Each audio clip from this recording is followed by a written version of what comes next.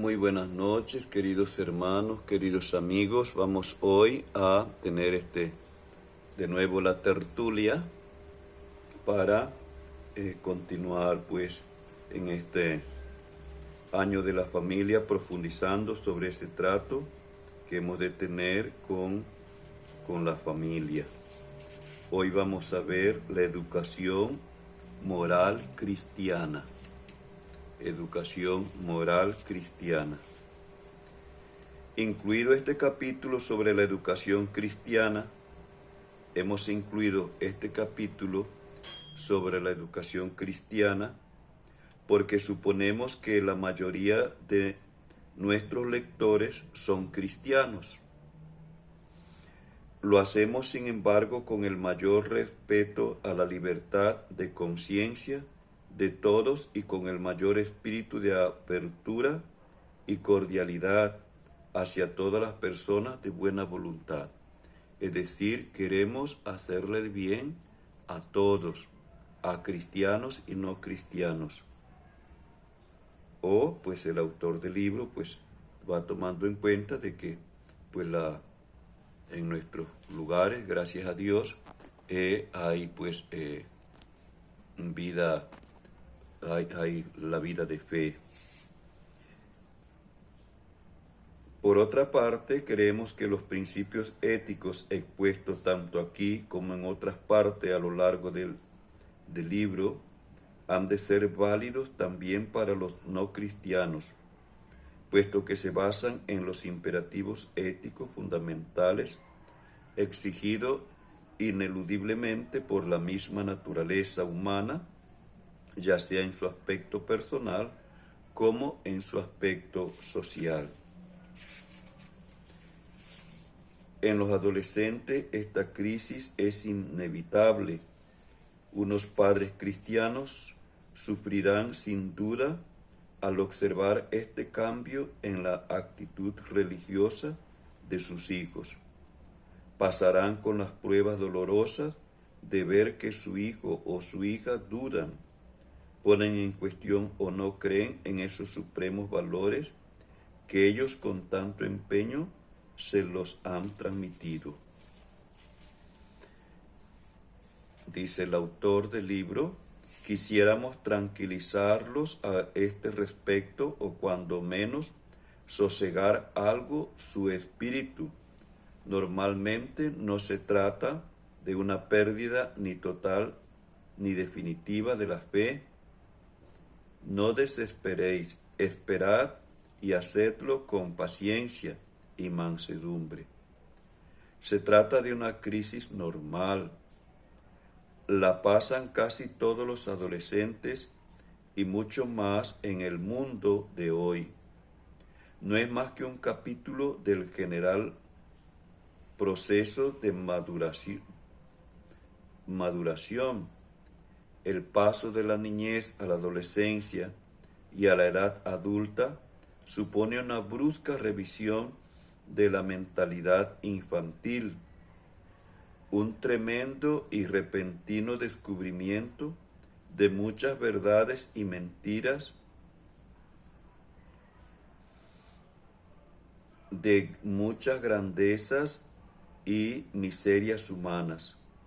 El adolescente entra en la furia de verlo todo, de comprobarlo todo, de discutirlo todo y hasta de echarlo abajo todo. No le gusta el mundo y la sociedad que descubren y en parte tienen razón. Ven la inconsecuencia entre nuestra conducta y las verdades y principios que profesamos, y son duros, tremendamente duros en sus juicios. Aún no tienen la suficiente experiencia para saber comprender las pobres debilidades humanas, y en ella no se han confesado con humildad la suya. Buscan que todo sea encajado, consecuentemente demostrado, y de esta implacable revisión no se libran los contenidos religiosos recibidos en su niñez. Y como lo religioso no es comprobable ni demostrable con métodos matemáticos, dudan, vacilan, discuten y hasta la niegan. Es un capítulo bastante largo que vamos hoy a tratar de dar una parte.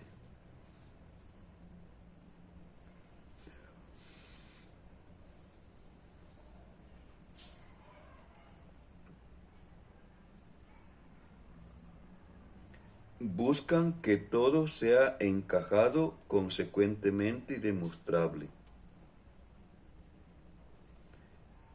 La crisis de valores sobrenatural aún no tienen la suficiente experiencia para saber comprender las pobres debilidades humanas y entre ellas no se han confesado con humildad las suyas propias.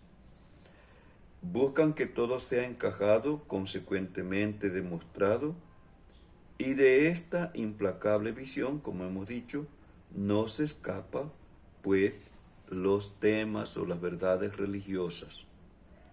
Su amplitud mental no es todavía la suficiente para comprender que pueden haber un mundo y unos enunciados sujetos a leyes distintas, que el espíritu humano no tiene la grandeza insondable de poderse proyectar y ser evocado por el más allá. Un más allá que no tiene nada de irrazonable, pero que es demasiado grande para poder ser reducido por nuestras pobres experiencias.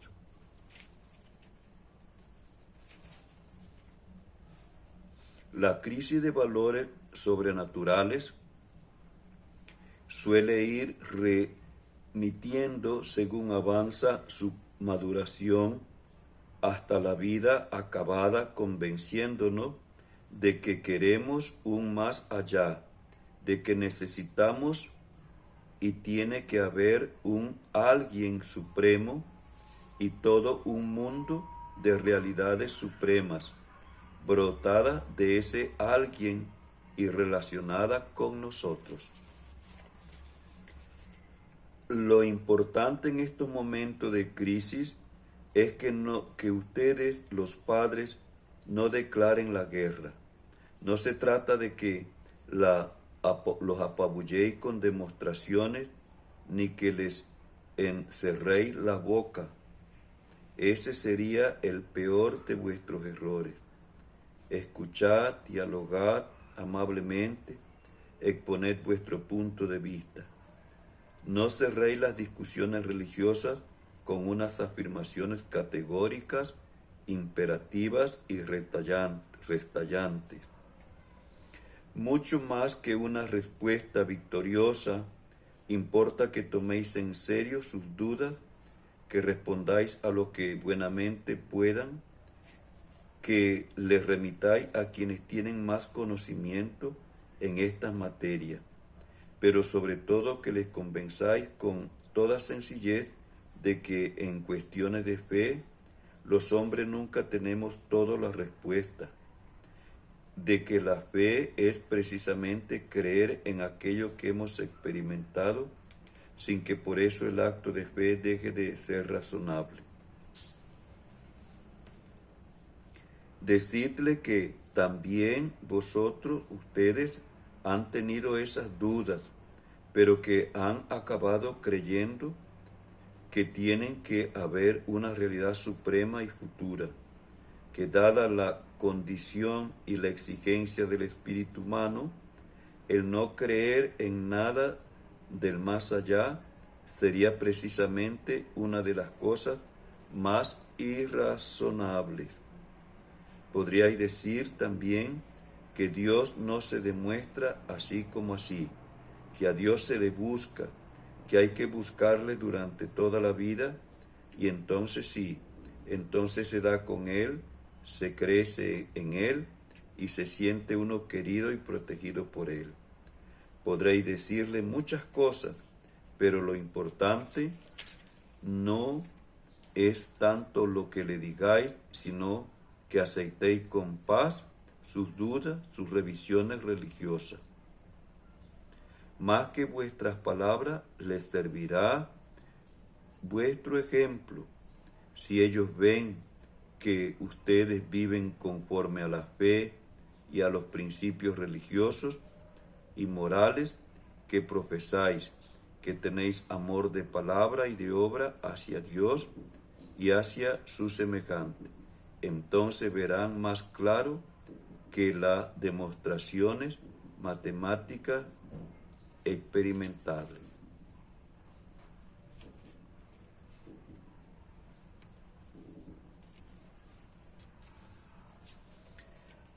Práctica religiosa. Si sois creyente, desde luego que habéis de iniciar a ellos en las verdades y las prácticas religiosas. Sería absurdo que lo que para ustedes es un bien supremo no se lo comuniquen a aquellos seres que más quieren en el mundo.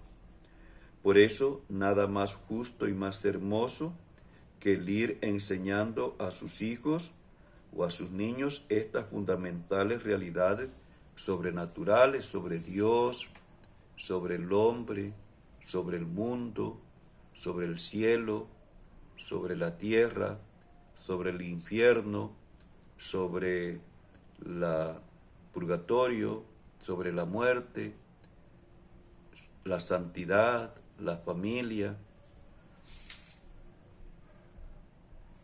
Dios, por eso nada más justo y más hermoso. Dios, que sobre todo es Padre, es amor, es principio y es maravilloso y eterno destino nuestro.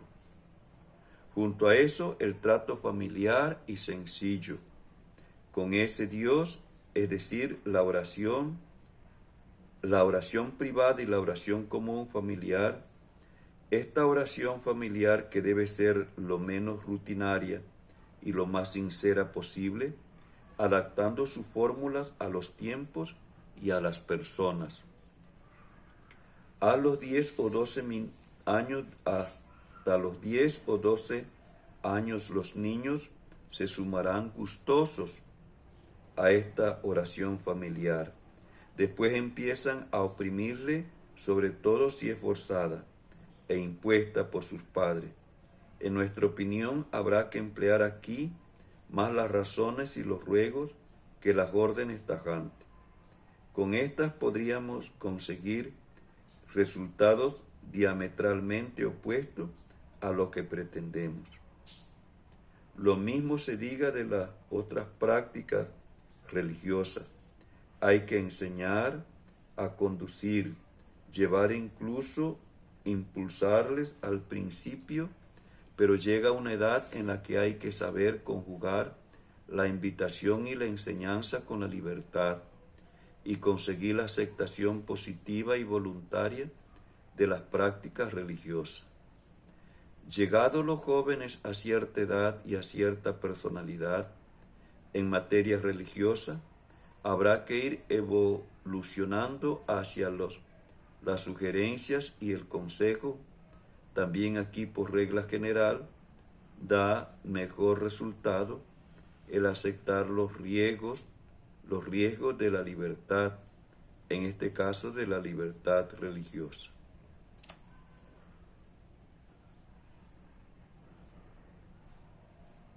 Bueno, vamos a dejarlo aquí. Ya llevan 3/4 de hora y pues vamos a seguir mañana con el otro, o mañana o pasamañana. Mañana voy a viajar al interior. No sé si llegue en condiciones y a tiempo de grabar. Así que para que vayan. Ahora que está en Facebook, no, está en Instagram, y voy a subirlo al canal El Sembrador de la Buena Semilla. por si desean verlo allá o recomendárselo a otras personas. Chao, que tengan buenas noches.